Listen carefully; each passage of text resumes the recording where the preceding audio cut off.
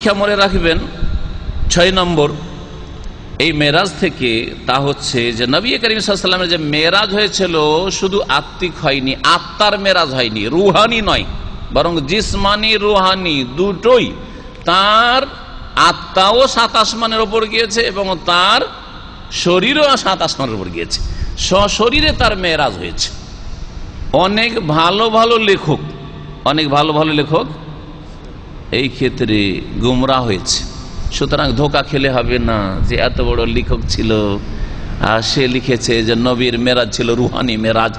Rouhani মেরাজ মানে শুধু আত্মা গিয়েছে, নবী সাল্লাল্লাহু আলাইহি ওয়াসাল্লামের দেহ মোবারক মক্কাতে ছিল, জমিনে ছিল, আকাশের উপরে যায়নি। তো এটা এমন বড় বিষয় না, আশ্চর্যের বিষয় কি? আপনিও তো স্বপ্নে বাংলাদেশ কি কোথাও আমেরিকাতে আপনার আত্মীয় স্বজন ঘুরে চলে আসছেন, জান না? স্বপ্নে অনেকে যাচ্ছেন। হ্যাঁ,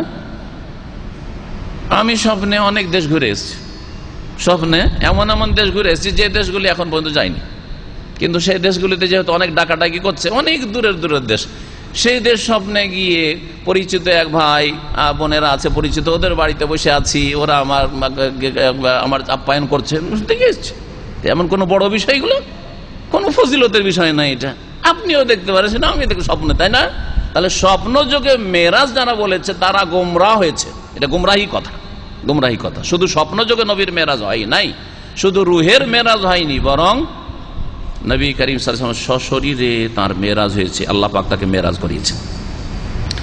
দলিল, অনেক দলিল রয়েছে, দলিল দেওয়ার সময় নাই। তার মধ্যে একটি হচ্ছে যে কোরআনে কারীমের আয়াত স্পষ্ট করে সুবহানাল্লাযী আসরা বিআবদিহি, সে আল্লাহ পাক পবিত্র যিনি তার বান্দাকে রাতারাতি ভ্রমণ করিয়েছেন। আর বান্দা শুধু আত্মাকে বলা হয় কি না, আত্মা দেহ দুটো মিলে বান্দা হয়।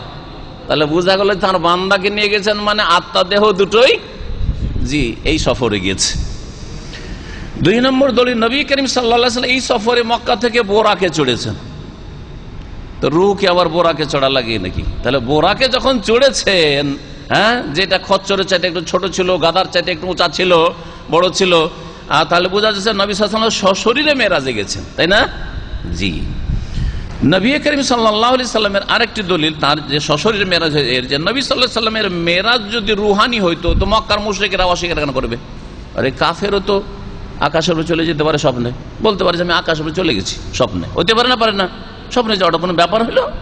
তো নবী করিম সাল্লাল্লাহু আলাইহি সাল্লাম যখন সকালবেলা এসে বললেন যে আমি এখান থেকে বাইতুল মুকাদ্দাস গিয়েছিলাম আর বাইতুল মুকাদ্দাস থেকে ৭ আসমানের উপর গিয়েছিলাম, তখন মক্কার কুরাইশরা, কাযযাবাতনি কুরাইশ, নবী সাল্লাল্লাহু আলাইহি ওয়াসাল্লাম বলছেন, কুরাইশরা আমাকে বললো তো মহা মিথ্যুক, মিথ্যা প্রতিপন্ন করলো, আমাকে বলে মিথ্যুক সাব্যস্ত করে দিল। মিথ্যা কথা বলে, আমাদের ১ মাস লাগে শুধু বাইতুল মুকাদ্দাস প্যালেস্টাইন যেতে, আর তুমি গেলে রাত্রে গেলে আবার ফিরে চলে আসো 2 মাসের রাস্তা, জমিনেই শুধু 2 মাসের রাস্তা, আবার ৭ আসমান তো আছেই। উদ্ভট কথা, এই কথা বলেছিল তারা, হ্যাঁ, মক্কার মুশরিকেরা।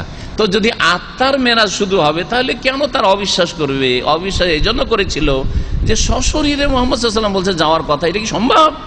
হইতে পারে না।